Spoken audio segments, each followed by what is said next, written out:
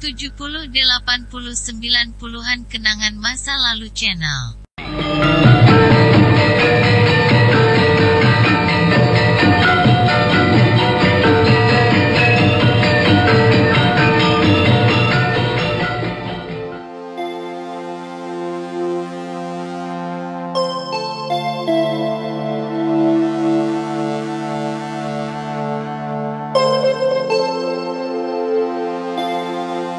Ada dua orang sibuk mencari daun-daunan di dalam hutan di sekitar lereng Gunung Arjuna.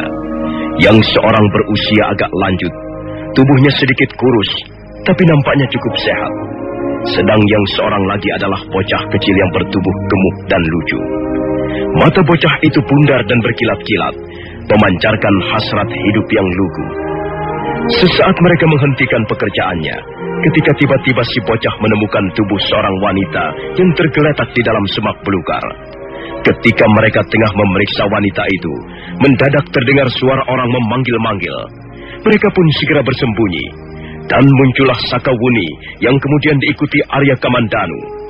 Sudah beberapa saat lamanya, mereka mencari-cari Maisin.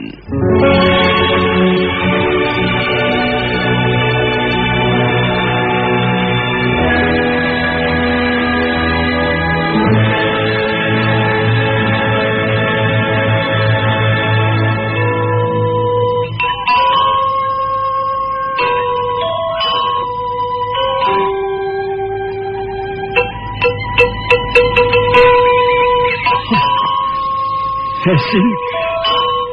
Maisin. Oh, Maisin. Kakak Maisin. Dia terluka cukup parah. Lihatlah Sakawuni. Luka hatinya sampai hangus. Dia terkena pukulan Aji Tapak Wisa. Suatu saat, aku akan membuat perhitungan dengan wanita iblis yang bernama Dewi Sambi itu. Lihat Kamandanu. Lihat, dia sadar. Kakak Maisin sudah sadar. Lihat, tubuhnya mulai bergerak-gerak, Kamandanu. Maisin, Maisin. Maisin, ini aku, suamimu. Aku Arya Kamandanu.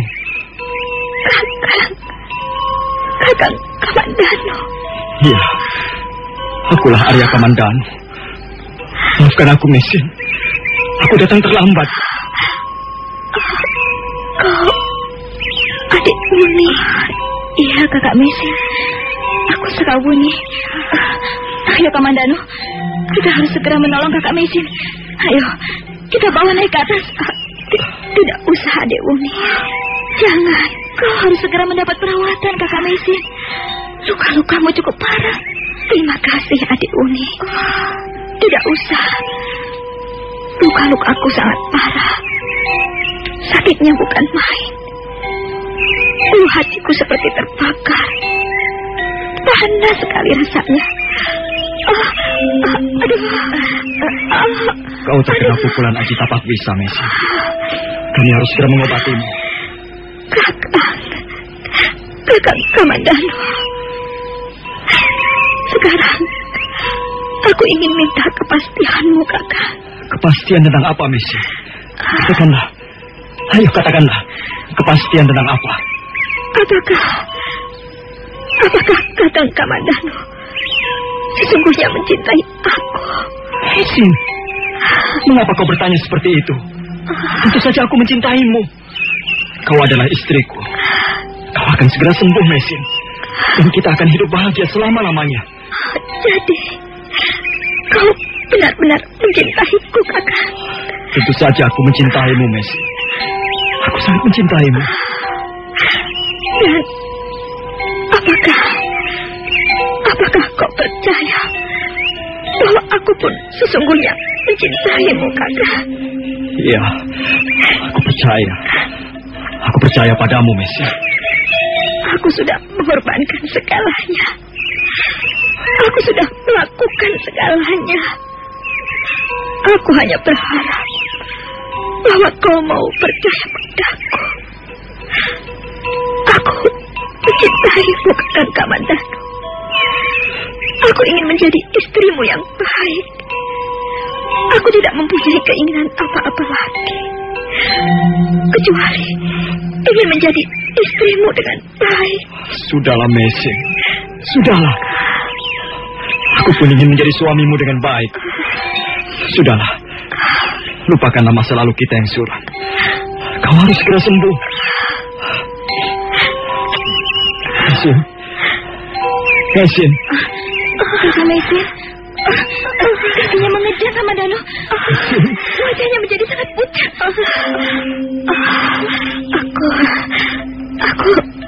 Aku tidak kuat lagi. Kau harus kuat, Mesin. Kau harus tabah. Jangan putus asa. Kau harus berusaha untuk sembuh. Kakak Danu. Aku titipkan Aiwandira dan Panji Ketawa. Carilah mereka. Aku tidak tahu di mana mereka sekarang. Carilah sampai ketemu, Kakak. Dan setelah ketemu, rawatlah mereka. Kasihan mereka. Anak-anak kecil yang malang. Kau tidak usah khawatir, Kakak Mesin. Kami akan mencari mereka sampai ketemu. Tapi di samping itu, kau pun harus sembuh. Kakak Mesin sangat putus asa. Kakak Mesin juga harus berusaha untuk sembuh. Kakak Kamandanu, maukah kau meluluskan permintaanku? Permintaan apa, Mesin? Katakanlah. Aku pasti akan meluluskannya. Selama ini kita hidup sebagai suami istri. Tapi kita hidup sendiri-sendiri. Kita tidak pernah merasakan kehangatan sebagai sepasang suami istri. Kau tak pernah menyentuhku. Kau tak pernah membelaiku. Kau selalu mendiamkan aku dalam dinginnya penderitaan. Maafkan aku, Mesin. Maafkan aku. Aku telah berbuat tidak adil padamu. Maafkan aku, istriku. Kakang Kamandanu, alangkah bahagianya jika seandainya kau mau menciumku sekarang ini. Ciumlah aku, Kakang Kamandanu. Ciumlah istrimu. Kau tidak pernah melakukannya, bukan? Hanya inilah permintaanku, Kakang Kamandanu. Aku hanya membutuhkan sebuah ciuman yang tulus dan bersih dari suamiku. Mesin. Mesin.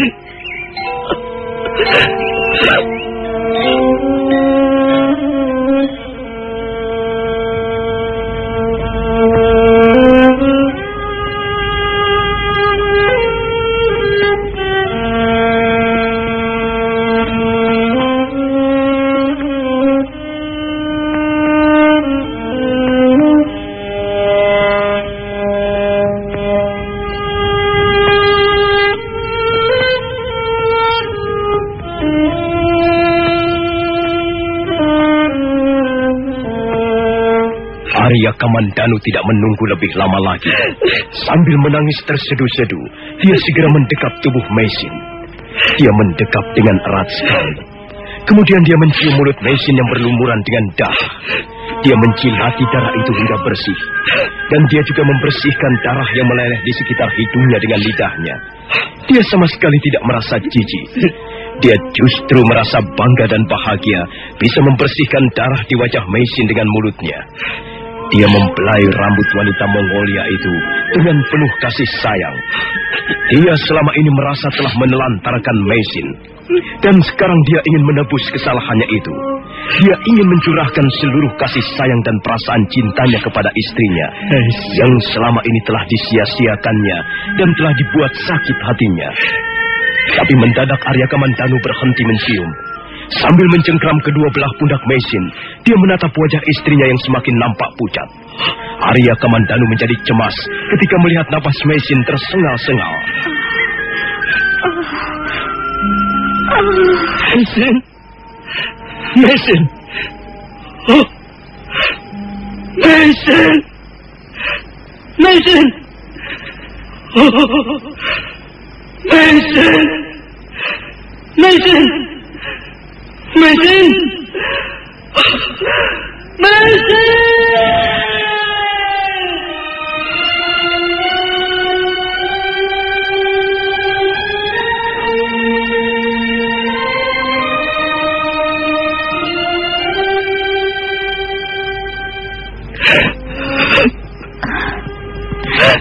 Lihatlah Sakawuni. Lihatlah istriku ini. Dia sudah meninggalkan kita. Apakah benar-benar dia sudah meninggalkan kita, Kamandanu? Lihatlah. Dia sudah tidak bergerak-gerak lagi. Apa saya sudah tidak berdesah lagi. Dia sudah meninggalkan kita, Sakawuni. Meisin. Maafkan aku, Meisin. Aku berdosa besar padamu. Kenapa aku harus menebus dosa-dosaku ini? Iya. Nampaknya dia memang sudah meninggalkan kita, Kamandanu. Aku menyesal sekali. Selama ini aku telah seringkali membuat hatinya sakit. Selama ini aku telah menyia-nyiakan cintanya. Dia adalah seorang istri yang sangat baik. Dia adalah seorang wanita yang berbudi luhur. Hatinya seperti emas. Jiwanya laksana intan berkilauan.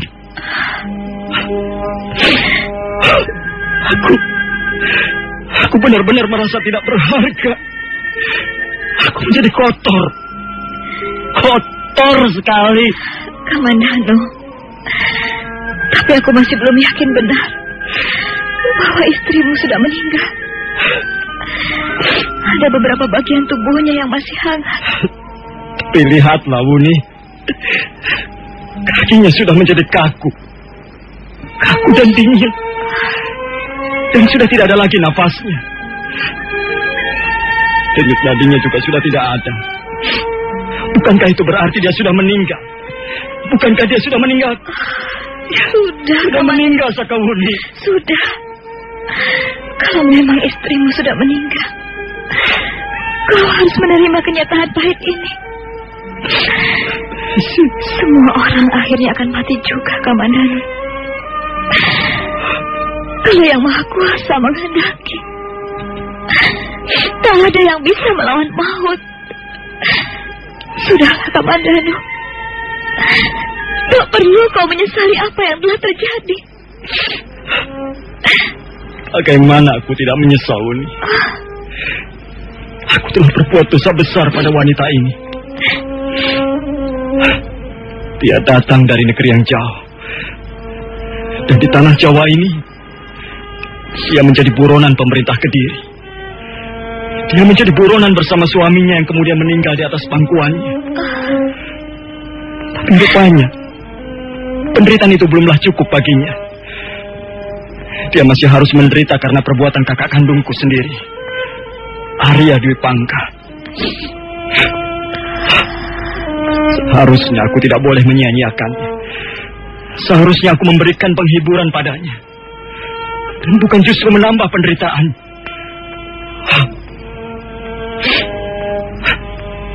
Maafkan aku, Meisin. Maafkan aku, suamimu yang kejam ini. Kamandanu, kau tidak bisa terus-menerus meratapi kematian istrimu. Apa yang bisa kita lakukan sekarang, Wuni? Sebaiknya kita angkat istrimu dan kita bawa ke atas sana. Kita baringkan dia dalam kubuknya. Tapi gubukku sudah habis terbakar. Tapi kita tidak bisa terus-menerus berada di tempat ini, Kamandanu. Kita harus segera membawa istrimu ke atas. Baiklah. Aku akan menganyam daun ilalang untuk atap. Dan aku akan membuat sebuah balai bambu untuk membaringkan istriku. Mari Sakawuni. Mari kita angkat dia.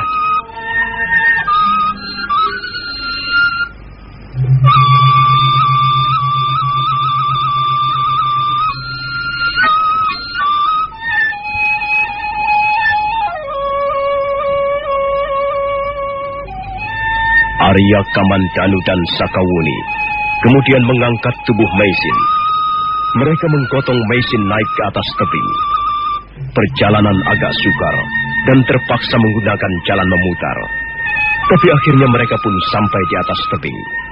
Dan Arya Kamandanu membaringkan tubuh Meisin di halaman gubuknya. Meisin tergeletak dengan tenang. Wajahnya pun nampak tentram sekali. Dan dia sepertinya bukan mati, melainkan hanyalah tidur pulas.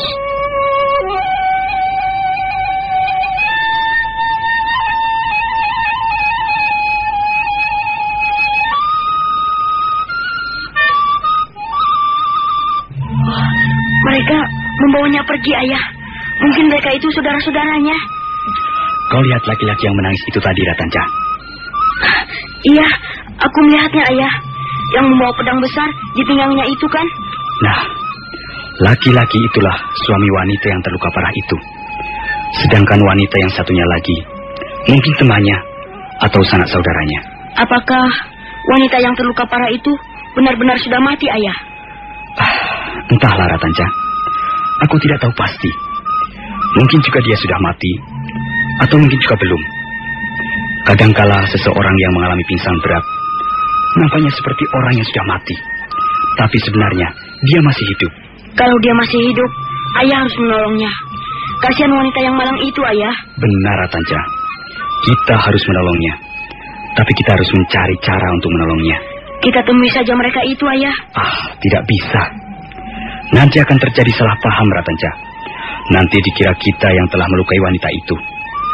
Sebaiknya kita menggunakan cara lain, Ratanca. Kita tidak bisa terang-terangan menolong wanita yang terluka parah itu.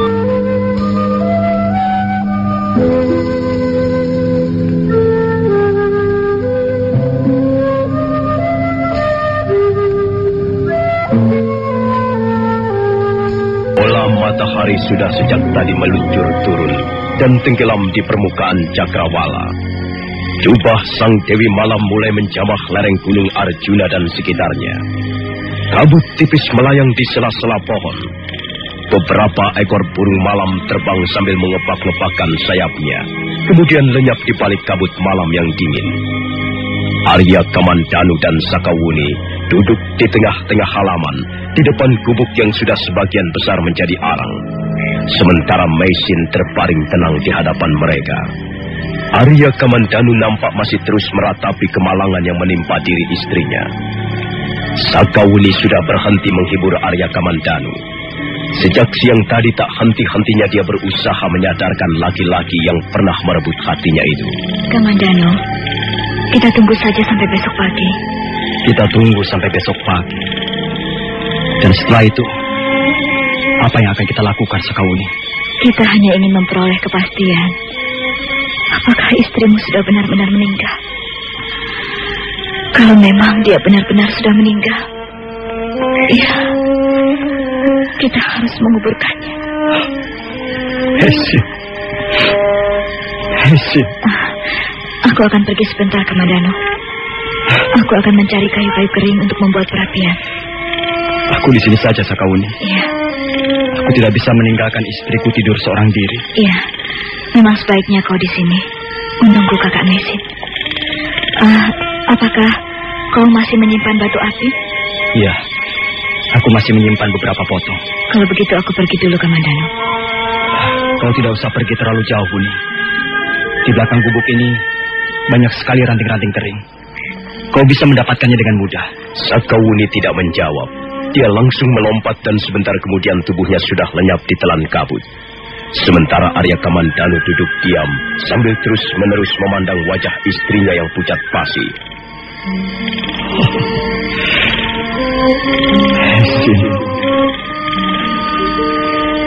Kulihat wajahmu cantik sekali malam ini. Kau memang seorang wanita yang cantik. Cantik luar dan dalam. Aku menyesal karena selama ini telah menyia-nyiakan kecantikanmu, Mesis. Aku menemukan sebuah batu permata yang sangat berharga. Tapi aku telah mencampakkannya begitu saja. Aku adalah laki-laki yang paling bodoh di dunia ini. Aku bodoh dan bernasib sial. Arya Kamandanu. Mau apa sekarang kau ini? Menyesali nasib? Mengutuk diri sendiri? Memaki-maki diri sendiri? Apapun yang kau lakukan sekarang ini, istrimu tidak mungkin bangun kembali.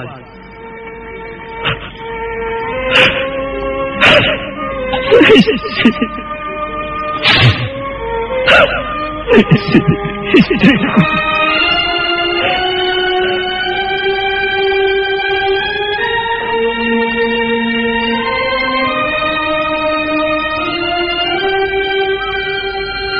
Kembali Arya Kamandanu menangis terseduh-seduh meratapi kemalangan yang menimpa diri istrinya dan hidupnya. Air matanya mengucur dengan deras. Selama hidupnya, baru 2 kali dia menangis seperti itu. Pertama kali ketika melihat jasad ibunya dimasukkan ke dalam kuburnya.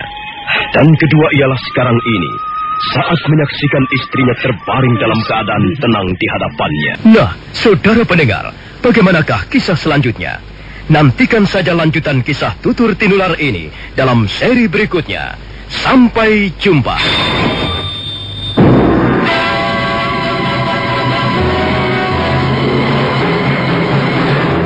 Demikian Sandiwara Radio Tutur Tinular 70, 80, 90-an kenangan masa lalu channel.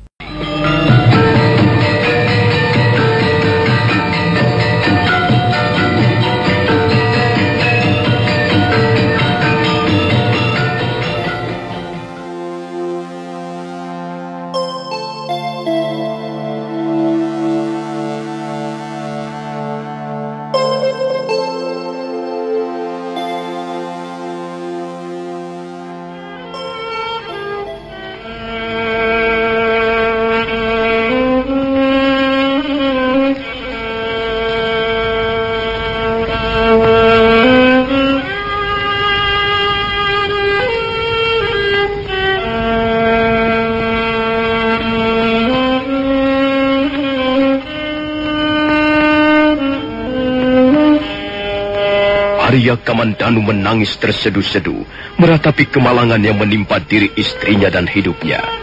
Selama hidupnya, dia hanya 2 kali menangis seperti itu. Pertama kali ketika dia masih kecil, ketika dia melihat jasad ibunya dikuburkan ke dalam tanah. Dan kedua ialah saat sekarang ini, ketika dia melihat tubuh istrinya terbaring tenang di hadapannya.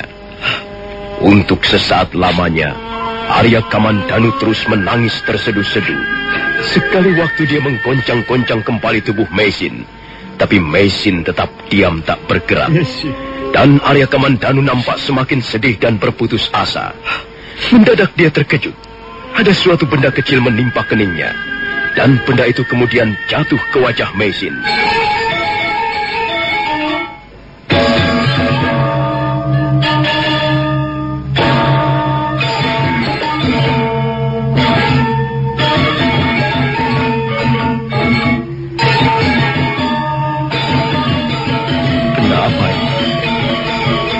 Sepertinya sebuah bunga kecil. Barangkali ada seekor burung malam yang membawanya dan menjatuhkannya kemari. Benda kecil itu memang sekuntum bunga. Warnanya putih. Arya Kamandanu memungut sekuntum bunga itu dari wajah Mesin. Dia tidak langsung membuangnya, melainkan mencium bunga itu beberapa kali. Mendadak dia merasakan kepalanya agak pusing.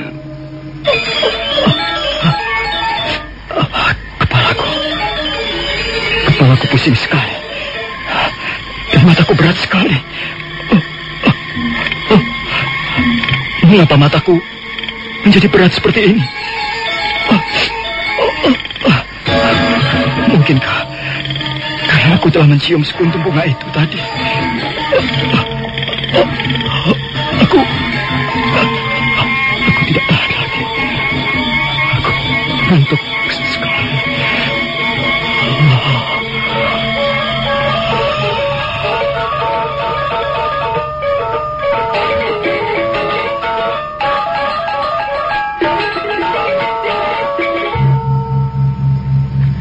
Arya Kamandanu merasa tidak kuat lagi. Dia diserang kantuk yang sangat hebat. Dia berusaha bertahan. Dia berusaha melawan kantuk. Tapi akhirnya tubuhnya tersungkur di sebelah mesin. Sementara itu, Sakawuni masih sibuk memotong ranting-ranting kering untuk menyalakan perapian. Kasihan Kamandanu. Kasihan suami istri itu. Sebenarnya mereka berdua adalah pasangan suami istri yang saling mencintai. Mereka merupakan pasangan yang sangat serasi. Ya, tapi rupanya ada sesuatu yang menghambat tali percintaan mereka. Kasihan. Apa sebenarnya yang kurang? Kakak Mesin jelas tidak bisa disalahkan. Dia seorang wanita yang baik dan setia. Ya, dia pantas untuk memperoleh kasih sayang dan perhatian. Tapi apakah semua ini terjadi karena semata-mata kesalahan Arya Kamandanu? Dia pun sebenarnya seorang laki-laki yang tidak bahagia. Tapi justru dia sangat mendambakan kebahagiaan itu. Dia mencintai Mesin. Dan dia mengawini wanita itu. Dia ingin memperoleh kebahagiaan dari wanita itu. Tapi ternyata dia harus menelan kekecewaan yang teramat pahit. Barangkali Arya Dwi Pangga yang harus menanggung dosa. Atau prajurit-prajurit Kediri yang terus-menerus memburu Mesin yang harus dipersalahkan. Tapi sebenarnya semua ini hanyalah permainan nasib. Ya, kebahagiaan dan penderitaan hanyalah permainan nasib.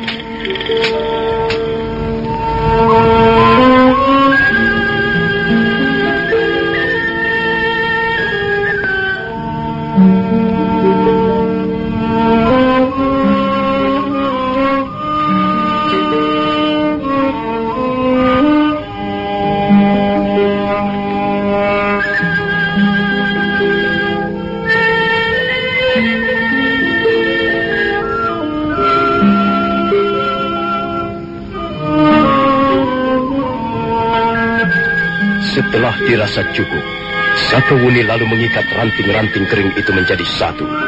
Kemudian dia menjincingnya pergi. Tapi Sakawuni menjadi sangat terkejut begitu tiba di halaman gubuk.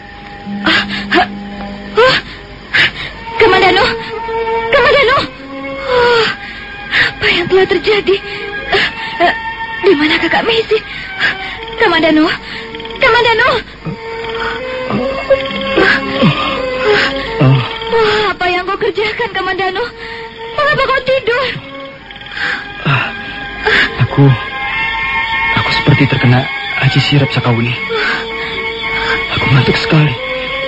Aku tidak tahan. Lalu aku jatuh tertidur.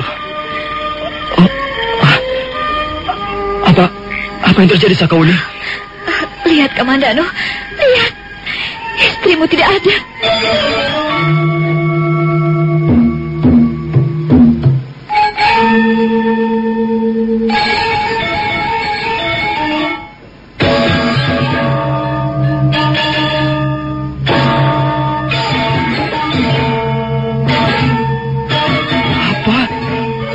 Mesin tidak ada.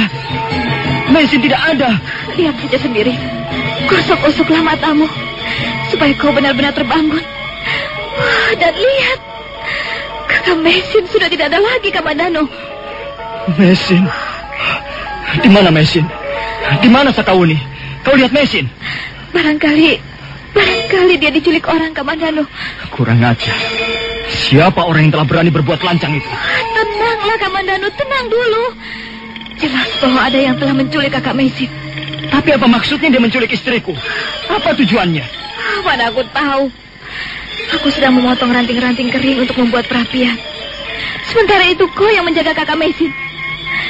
Setelah aku kembali, ternyata kakak Mesin sudah tidak ada lagi. Dan kau tertidur dengan pulas sekali. Iya. Pasti karena bunga ini. Pasti karena pengaruh dari bunga ini. Sehingga aku seperti terkena ajian sirap. Kurang ajar. Pekerjaan siapa ini? Kita tidak tahu siapa yang telah melakukannya. Tapi jelas orang itu mempunyai tujuan-tujuan tertentu. Manusia biadab. Akan kubunuh dia. Akan kucari dan kubunuh dia. Jangan terburu nafsu, Kamandano. Lebih baik kita cari istrimu. Kukira penculik itu belum pergi terlalu jauh. Ayo, kita cari dia.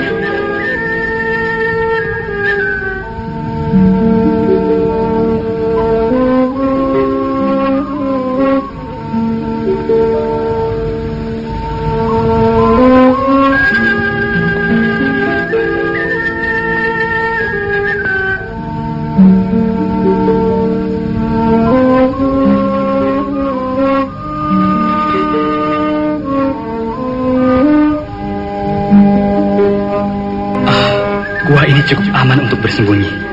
Coba, kau duduk di sebelah sana, Ratanca. Baik, Ayah. Oh, sepertinya orang ini sudah mati, Ayah. Dia tidak bergerak sama sekali. Dia mengalami pingsan yang sangat berat. Bagaimana bisa bergerak? Jadi, dia belum mati, Ayah. Dia masih hidup. Kau duduk saja dulu di situ. Aku akan memeriksanya. Masih ada tanda-tanda kehidupan. Masih ada denyut kehidupan walaupun samar-samar. Darahnya masih mengalir, tapi sangat lemah. Kalau tidak segera ditolong, orang ini bisa benar-benar mati. Mungkin teman-temannya itu menganggap dia sudah mati. Ya, tentu saja. Mereka itu orang-orang yang awam dalam hal-hal seperti ini. Tapi bagi seorang tabib yang sudah berpengalaman, dia pasti akan berpendapat lain. Tidak mudah untuk memutuskan apakah orang itu masih hidup ataukah sudah mati.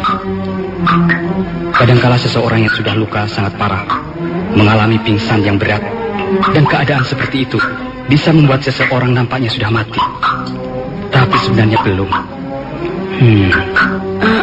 Ada apa ya? Aku harus cepat-cepat menolong orang ini, Ratanca. Coba kau boreh kaki orang ini dengan ramuan daun-daunan penghangat kulit.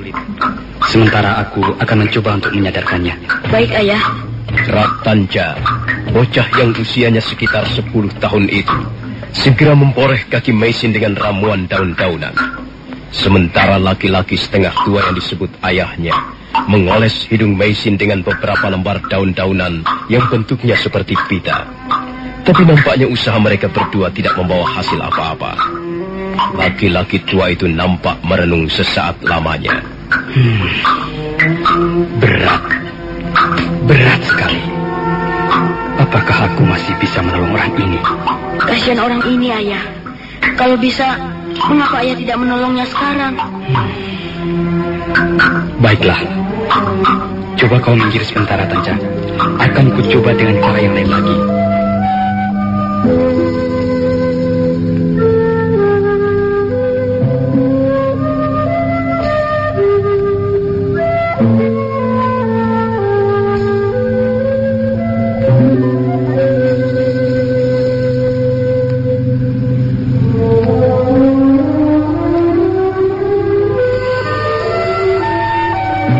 Laki-laki setengah tua itu kemudian duduk bersila dengan hikmat.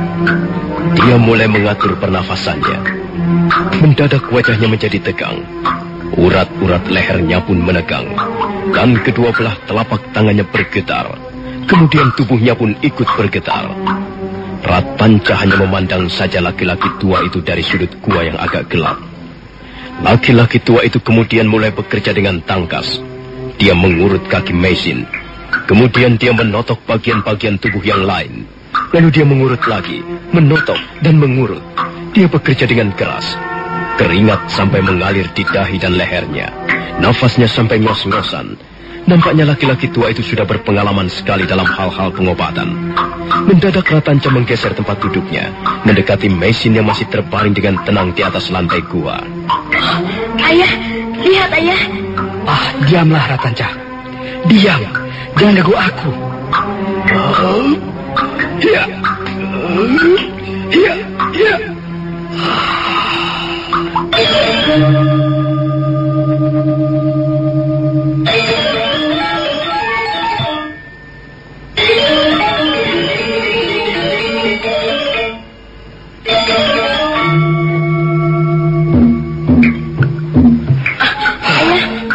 Ada apa ya?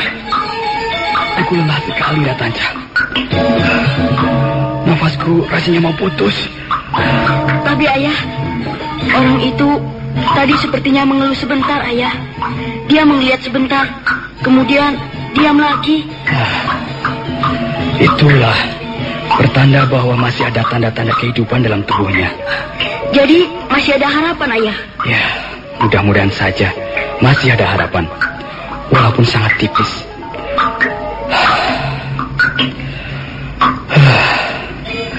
Baiklah Ratanca, aku akan mencoba lagi. Kau jangan dekat-dekat. Kau duduk di sebelah sana saja. Baik ayah. Mudah-mudahan kali ini aku akan berhasil.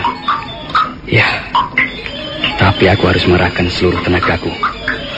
Kalau misalnya nanti aku pingsan, kau tidak usah khawatir. Kau tunggu saja di situ sampai aku siuman kembali. Kau tahu apa yang kumaksudkan, Ratanca? Tahu, ayah. Aku tidak akan mengganggu ayah selama mengobati orang ini.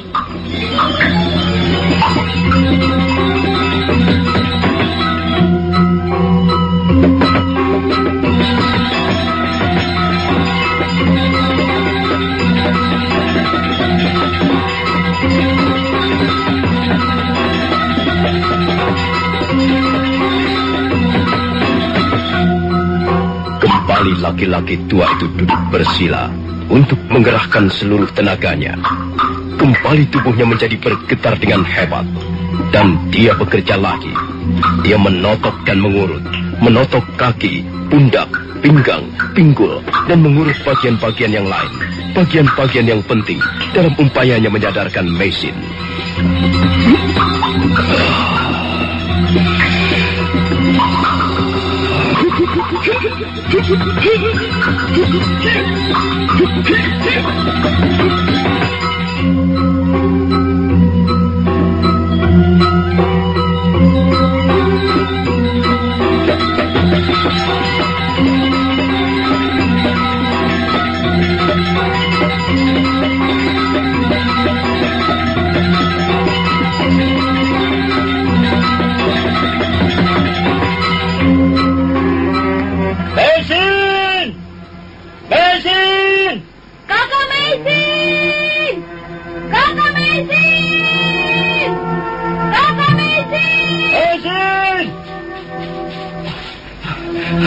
Dia tidak ada, Sakauni. Kita sudah mencarinya ke sana kemari, tapi dia tidak kita temukan juga. Kita harus terus mencarinya, Kamandano. Kita tidak boleh berhenti mencari. Istrimu itu pasti diculik oleh seseorang yang mempunyai ilmu tinggi. Daerah di sekitar tempat ini sangat sukar untuk dirambah dengan jalan kaki. Tapi orang itu berhasil dengan mudah melarikan istrimu. Tentulah dia bukan orang sembarangan. Aku masih belum bisa menduga apa kemauan orang itu menculik istriku. Untuk apa? Mudah-mudahan saja dia bermaksud baik. Mana mungkin seorang penculik bermaksud baik, Sakauni? Aku tidak mengatakan dia bermaksud baik, Kamandano. Aku hanya berharap mudah-mudahan siapapun penculik itu, dia tidak bermaksud buruk terhadap istrimu. Aku menyesal sekali. Seharusnya aku tidak mencium bunga itu tadi. Rupanya bunga itu sengaja dilemparkan untuk membius aku. Aku telah terjebak. Ayo, kita cari lagi Kamandano. Kita cari ke lereng sebelah timur sana. Ayo Kamandano. Ayo, kita cari istrimu. Apakah masih ada gunanya, Sakauni? Oh, kau ini bagaimana? Kau seorang laki-laki. Istrimu hilang diculik orang. Kau harus berusaha untuk menemukannya kembali. Sudahlah. Kalau kau sudah putus asa dan tidak mau mencarinya, biar aku akan mencarinya sendiri. Tunggu, Sakauni. Tunggu. Baiklah. Mari kita cari kembali. Mesin! Mesin! Mesin! Mesin! Mesin!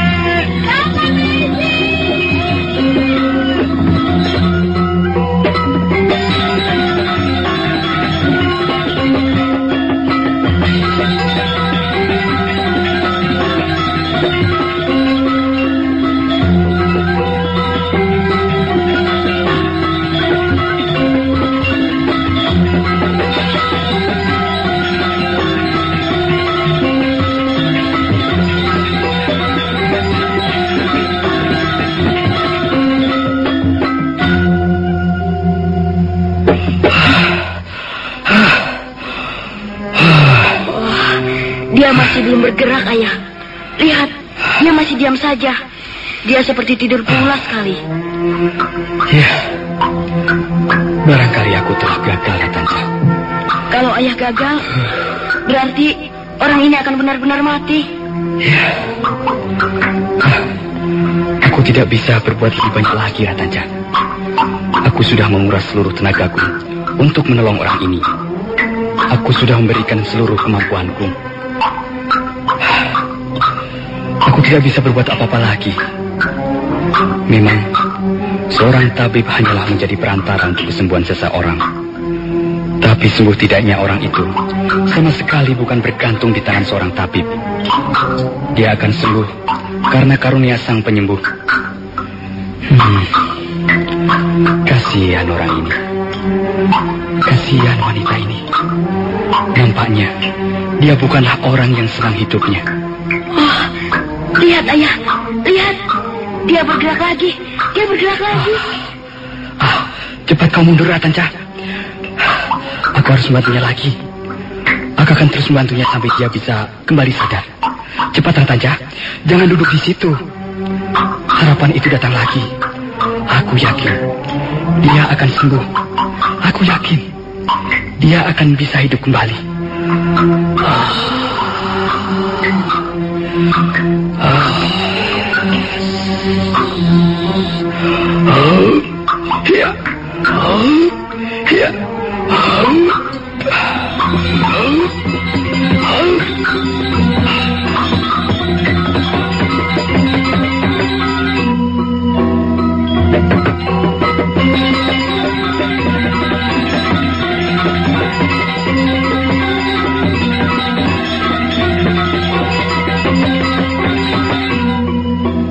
Sementara itu, Arya Kamandanu dan Sakawuni masih terus berlari-lari mencari Meisin di lereng sebelah timur Gunung Arjuna. Mereka berlari sambil sekali waktu menguak rumpun semak belukar. Tak ada pojok-pojok gelap yang mereka lewati. Semua diperiksa dengan teliti. Meisin! Meisin! Meisin!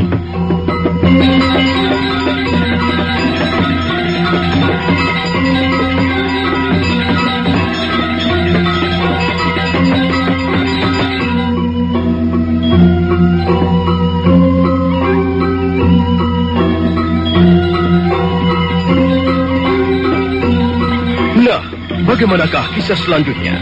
Apakah laki-laki tua itu akhirnya bisa menyembuhkan Meisin dari luka-lukanya yang parah? Dan apakah Arya Kamandanu dan Sakawuni akhirnya bisa menemukan Meisin? Saudara pendengar, silakan menunggu seri berikutnya. Sampai jumpa.